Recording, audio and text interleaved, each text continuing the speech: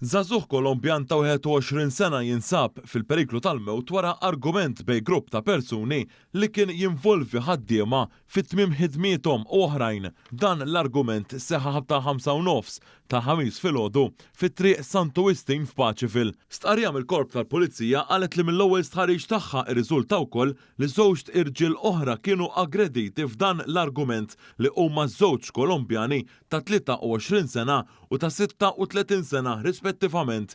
Intqal li l-Pulizija għaddejja bit-tfittxija għall-allegat aggressuri f'dan l-argument u ma ttieħdu l-Isptar Mater Dei permezz ta' ambulanza għal aktar kura.